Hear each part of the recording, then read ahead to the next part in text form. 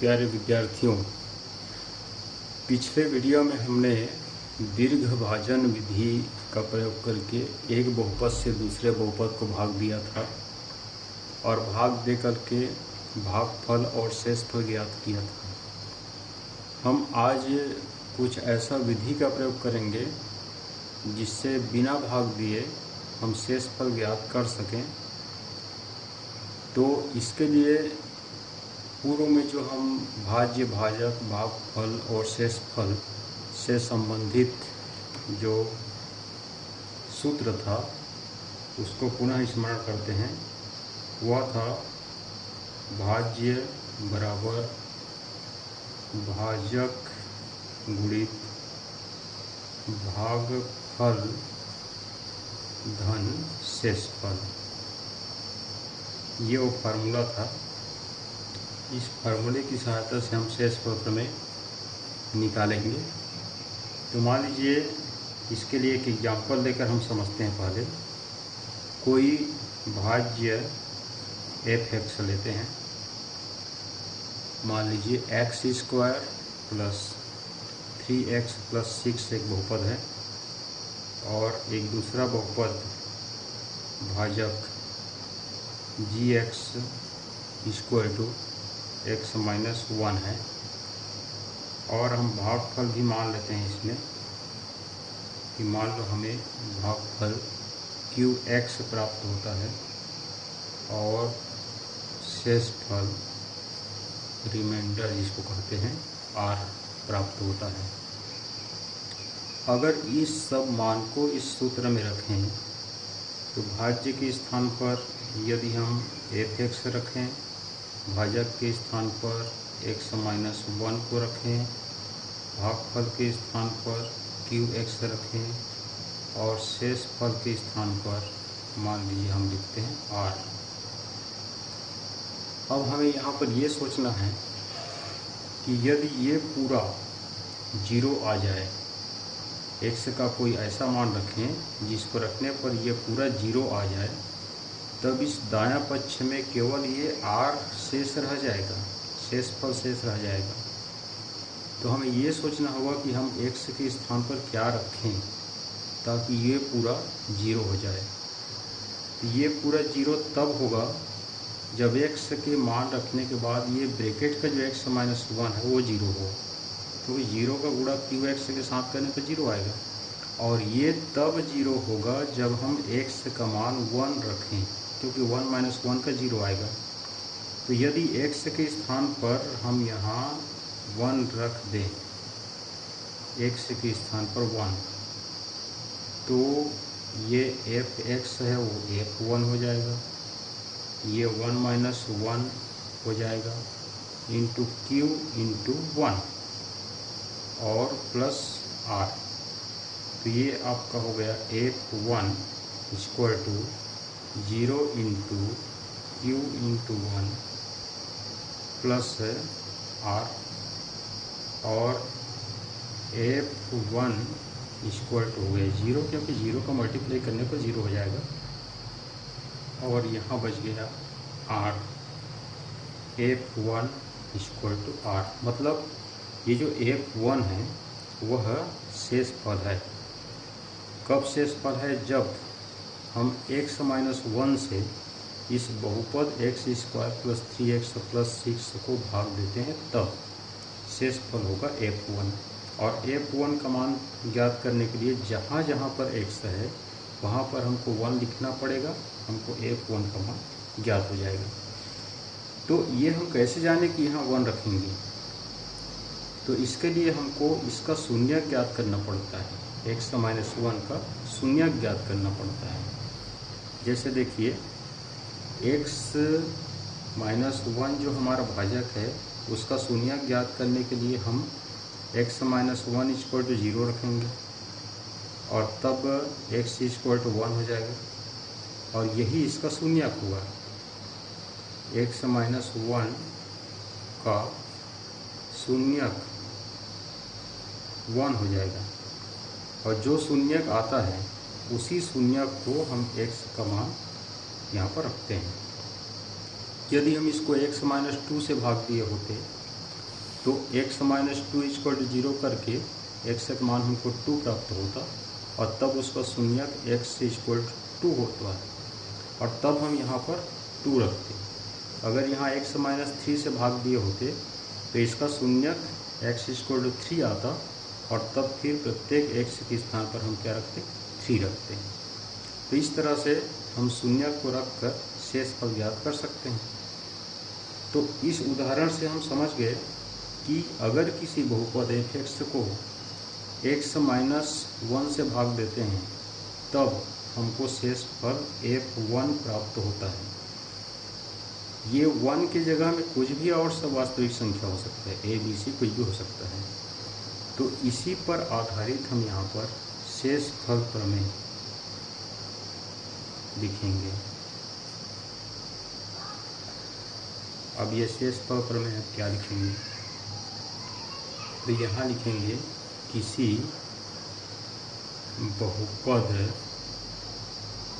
f(x) को x minus a से भाग देने पर शेष फल f(a) प्राप्त होता है। यहाँ पर x माइनस 1 था, यहाँ x माइनस a, तो शेष फल f प्राप्त होगा, जहाँ a वास्तविक संख्या है। तो ये तो हो गया शेष फल प्रमेय।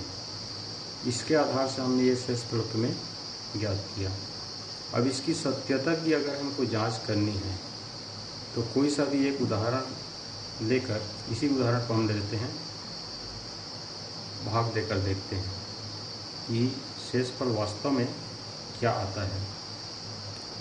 तो इस प्रमेय के अनुसार शेष फल क्या आना चाहिए, तो शेष फल प्रमेय के अनुसार शेष फल ज्ञात करो ऐसा अगर कहा जाए तो हम यहाँ लिखेंगे कि f(x) equal to x square plus 3x plus 6 को gx equal to x minus 1 से भाग देने पर शेष फल प्रमेय के अनुसार शेष फल हमको क्या मिल जाएगा, तो हमको शेष फल मिल जाएगा f1, क्योंकि यहाँ x माइनस 1 है। अब इस f1 का मान ज्ञात करने के लिए जहाँ जहाँ पर x है वहाँ पर 1 को रख दीजिए, तो 1 स्क्वायर प्लस 3 इंटू एक्स है, 3 इंटू 1 प्लस 6, और ये हो गया आपका 1 प्लस 3 प्लस 6 और इसका मान मिल गया 10। तो यदि हम इससे इसको भाग देते हैं तो शेष फल प्रमेय के अनुसार हमें शेष फल 10 मिला।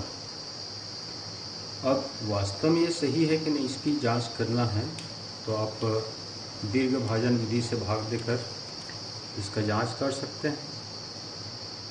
तो x square plus 3x plus 6 को हमको भाग देना है दीर्घ भाजन विधि से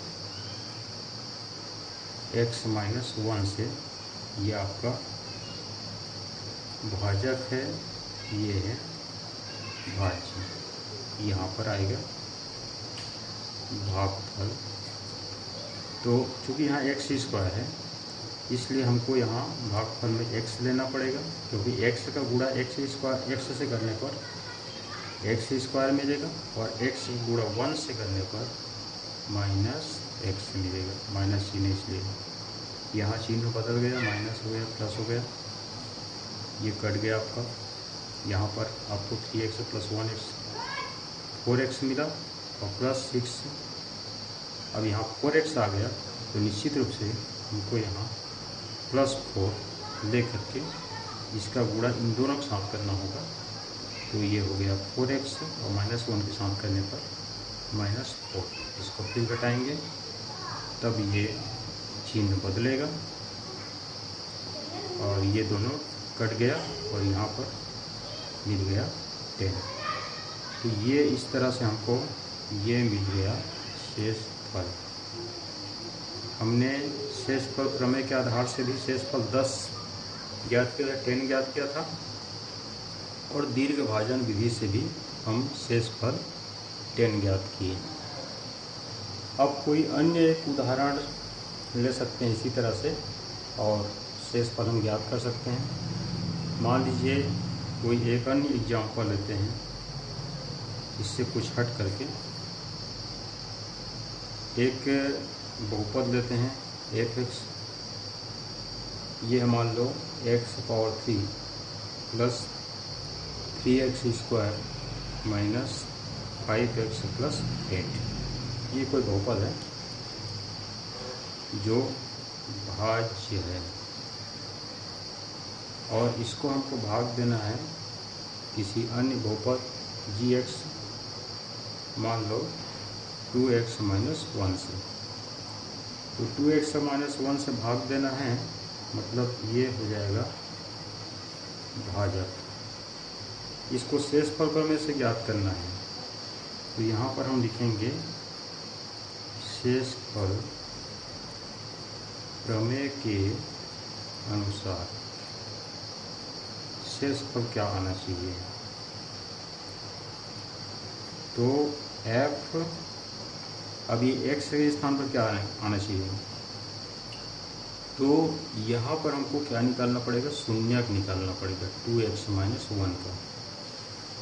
तो 2x माइनस 1 इक्वल टू 0, तो 2x इक्वल टू 1 और x इक्वल टू 1/2। तो ये जो 1/2 है यह क्या है, शून्यक है, इसलिए यहाँ 1/2 हमको लिखना पड़ेगा जहाँ जहाँ x है वहाँ पर। तो ये हो गया 1/2 power 3 plus 3 into 1/2 square minus 5 into 1/2 और प्लस 8। इसको हम हल कर देंगे, हमको मिल जाएगा इसका शेषफल।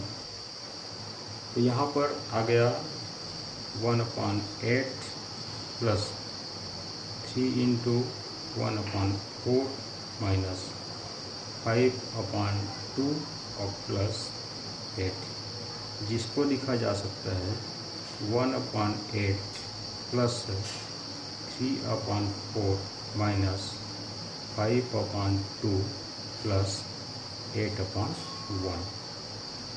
अब यहाँ इसको हल करने के लिए 8, 4, 2 और 1 ये चारों का एलसीएम निकालना पड़ेगा। तो इसका एलसीएम हमको लघुत्तम मिल जाएगा 8। 8 से इस 8 को भाग देंगे तो 1 आएगा और 1 का गुणा 1 के साथ तो 1 हो गया।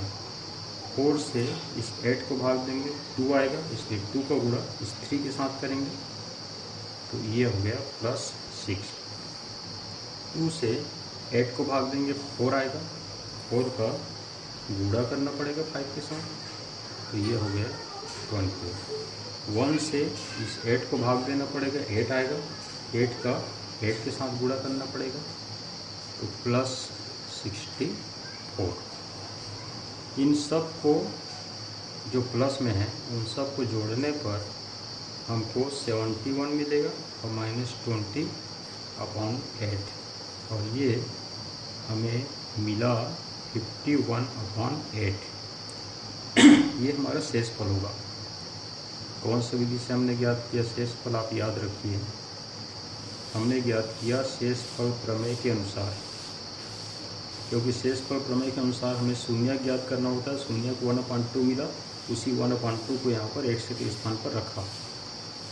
अब अगर इसी को हम दीर्घ भाजन विधि से ज्ञात करना चाहें और जांच करना चाहें कि वास्तव में सही आ रहा है कि नहीं, 51/8 ही आता है कि और कुछ आता है, तो यहाँ देखिए भाग देकर देखते हैं। यहाँ पर ये 2x माइनस 1, ये था आपका भाजक, और भाज्य था x power 3 plus 3x square minus 5x plus 8, ये आपका है भाज्य है,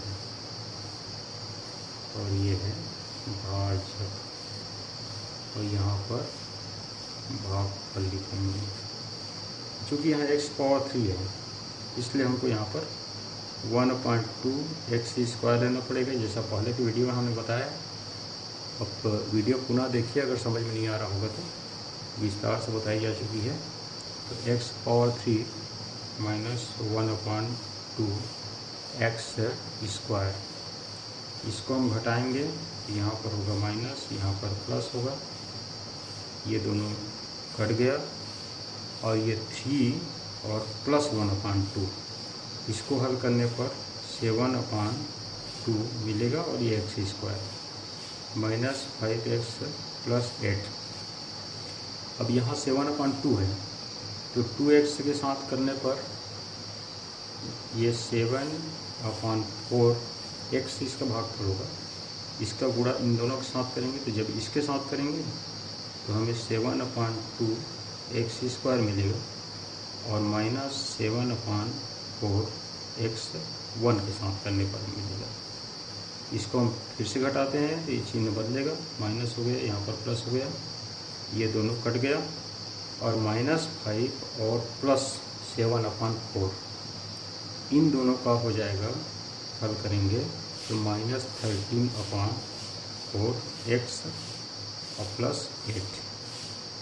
अब इसके बाद यहाँ चाहिए हमको -13/4 x, इसके साथ क्या गुणा करें कि हमको -13/4 मिले, तो यहाँ पर हमको करना पड़ेगा -13/8, इसका इसके साथ गुणा करने पर -13/4 x मिला, और इसका जब -1 के साथ करेंगे तो माइनस माइनस प्लस हो जाएगा, और ये 13/8।